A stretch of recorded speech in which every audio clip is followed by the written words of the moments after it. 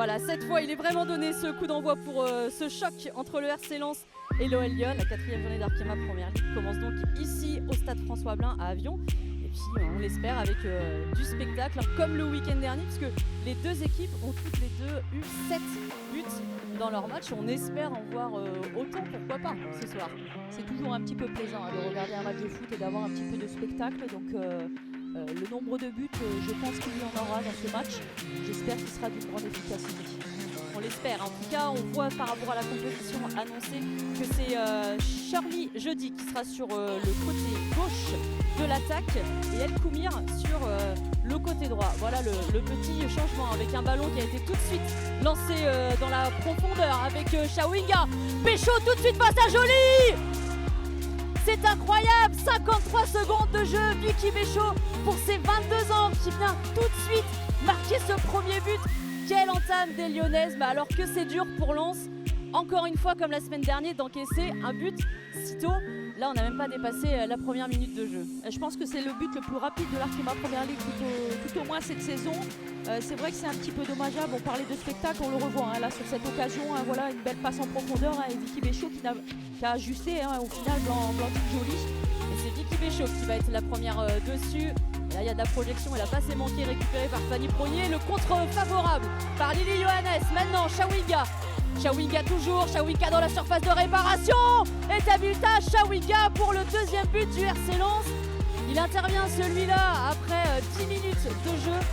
Là, on parlait de sa vitesse juste avant. Elle a fait parler de sa vitesse. Il y avait aussi peut-être une possibilité avec Lily Johannes.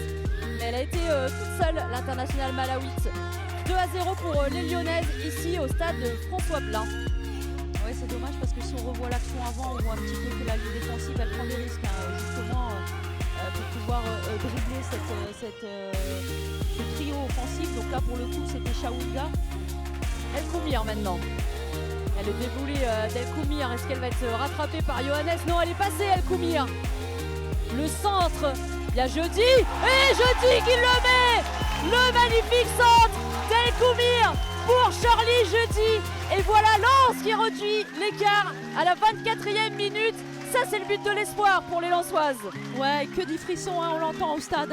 Ça hurle, on sent qu'il y a un 12e homme en tout cas dans ce stade. Et c'est ce qu'on attendait du spectacle. On revoit ce centre parfait, très très bien ajusté pour cette attaquante lensoise qui ne se pose pas de questions. C'est imparable en tout cas. Pour Endler, elle peut absolument rien faire. Ça va relancer le match.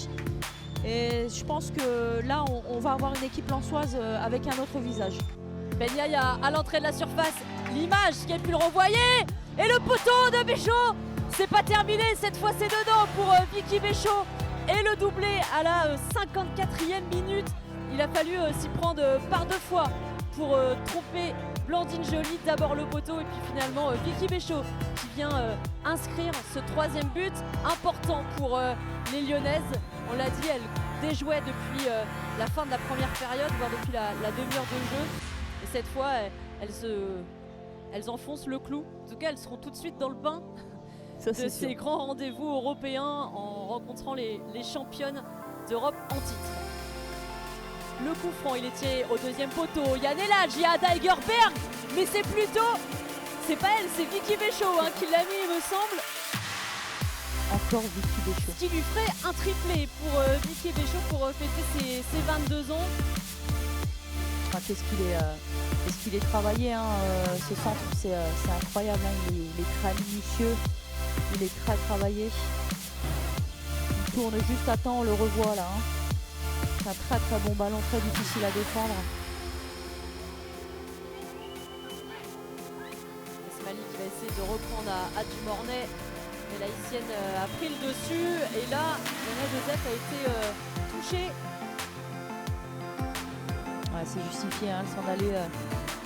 C'est un carton rouge. Oh, elle avait déjà un jaune. C'est un carton rouge. Alors, c'est pour Manon Révégui. Oui. Elle a sorti 2 cartons. Ouais, à la limite.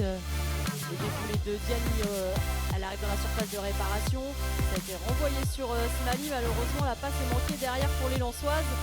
Nouvelle possibilité pour Kadi Diani. Ben Yaya. Le centre de Ben Yaya et Joseph qui s'en mêle les pinceaux et qui va le mettre ce but Alors je pense que les joueuses de Lens s'attendaient à un coup de sifflet parce qu'elles ont l'air de s'être arrêtées. Ouais, ça c'est l'erreur à ne pas faire, hein, surtout contre une équipe comme Lyon qui a, je le disais tout à l'heure, un peu de bouteille au niveau tactique. Il n'y a pas hors-jeu et on lève la main justement parce qu'on est dans cet état de fatigue où on espérerait justement jouer le hors-jeu, mais c'est pas assez bien joué, ce ballon qui est finement donné, hein, en plein axe. Et pourtant Liana Joseph, hein, qui rate son contrôle mais qui se retrouve totalement seule, hein, devant Blandine Joly. On l'observe très bien physiquement, les Lensois sont beaucoup plus atteintes en tout cas que les Lyonnaises. Et là pour le coup, à l'image de ce déchet technique qui va coûter cher, hein, peut-être à cette équipe lensoise. Oui, parce que Joseph a trouvé Melchi Dumornay avec Joseph toute seule devant la cage de Blandine Joly qui peut tranquillement pousser ce ballon au fond des filets. Et ça fait un doublé maintenant pour Liana Joseph après le triplé de Vicky Béchaud. Les jeunes lyonnaises en forme, hein, dans ce match et qui amènent le score maintenant à 6-1 en faveur de l'OL Lyon. Encore une belle animation offensive et Liana Joseph qui se retrouve totalement seule. Katoto, elles sont deux sur elle, elle a du soutien avec Svava.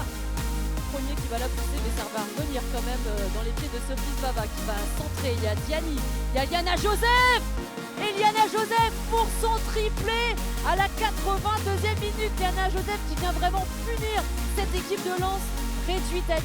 Ça devient trop dur pour le promu lensois face à cette armada offensive de l'OL Lyon. On a quand même une Diani qui est au duel, mais on n'a personne à la retombée. Liana Joseph, elle est là et elle a plus qu'à mettre une belle volée, hein, dans ce but de Blandine Joly qui au final ne peut rien y faire. Dumornay qui se retourne. Elle a vu Kadidiani, elle a pu rentrer dans la surface. Il y a Katoto, il y a encore l'image pour défendre. Mais il y a aussi Melchi Dumornay dernière qui vient vraiment enfoncer le clou encore plus fort. 8-1 pour les Lyonnaises. C'est trop dur pour les Lensoises. Le score est très lourd. Et en même temps, que de joueuses de qualité dans cette équipe de l'OL Lyon. Ouais, et puis on est encore sur un très bon centre qui est très bien défendu à la base, mais on a ce manque de présence, hein, de la part de Lens.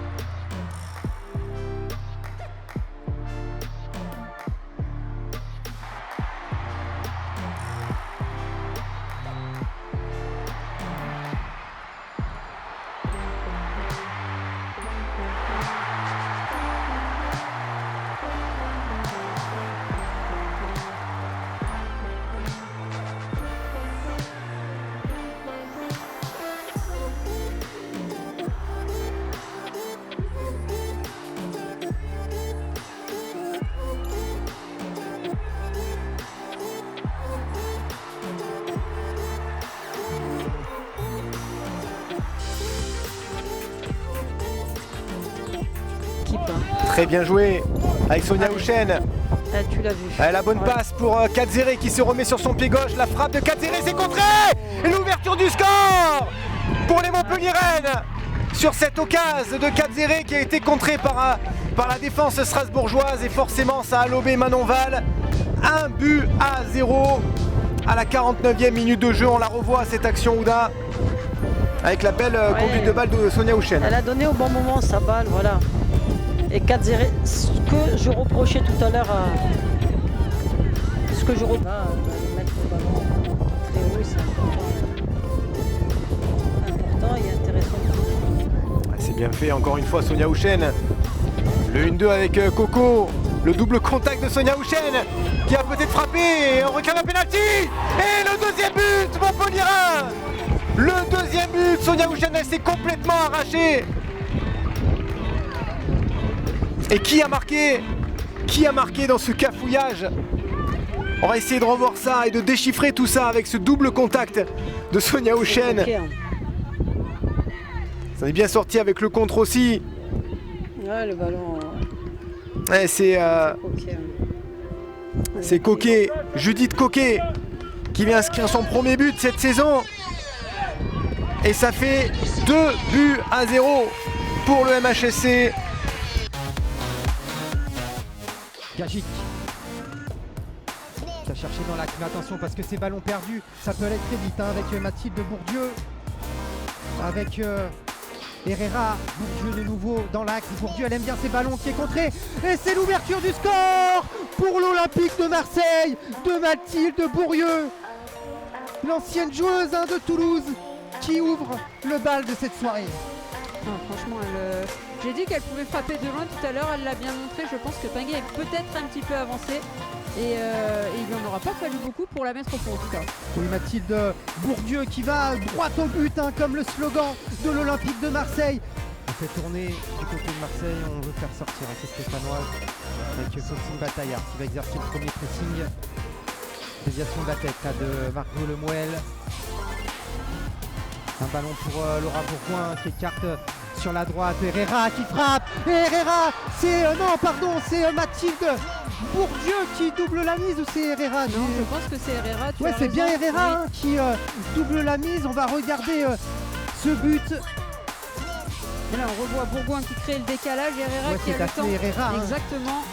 Qui se pose pas de questions, qui frappe et qui trouve cette lucarne opposée imparable pour Pinguet. Et les Marseillaises qui vont gérer hein, cette avance de 2-0. Chloé Tapia qui a perdu le ballon, attention parce que Bourdieu va obtenir un coup franc. C'est joué vite là pour les Marseillaises avec Herrera. Herrera à l'entrée de la surface. Herrera qui frappe et c'est bien détourné par Alice Pinguet. Et les Stéphanoises qui le récupèrent avec Colson. Et c'est récupéré par les Marseillaises. Encore Bourdieu qui sert de point d'appui. Très beau décalage là sur le côté gauche pour les Marseillaises avec Bourdieu qui était recherché. Herrera et c'est le 3-0 pour l'Olympique de Marseille. Et Herrera qui marque un doublé et qui glace le chaudron de Saint-Étienne, Laurie. Quelle erreur au départ sur ce coup franc joué rapidement où les Marseillaises se mettent en situation tout de suite. Et là Herrera encore impérial face à Alice Pinguet. Saint-Étienne c'est un but marqué. Hein. Oula, attention encore à cette mauvaise relance. Pinguet va se retrouver entre deux. Et ce ballon qui va finir au fond des filets par la talentueuse Mathilde Bourdieu qui elle aussi réalise un doublé. Et l'Olympique de Marseille, Laurie, refroidit le chaudron puisque l'Olympique de Marseille mène 4-0. Effectivement, Mathilde Bourdieu, on va revoir cette perte de balle, cette énième perte de balle. Bourdieu est seule, elle lève la tête.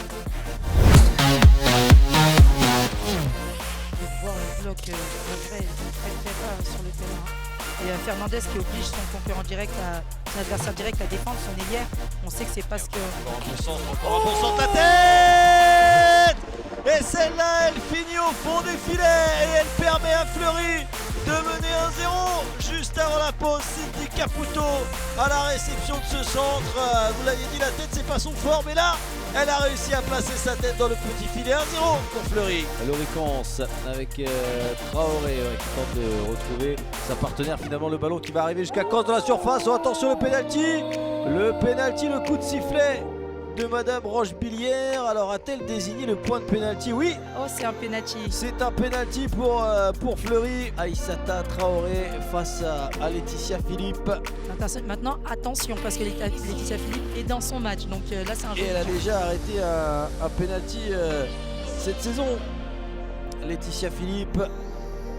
C'est parti pour Aïssata Traoré. C'est arrêté par Laetitia Philippe. Ce ballon sorti par la gardienne.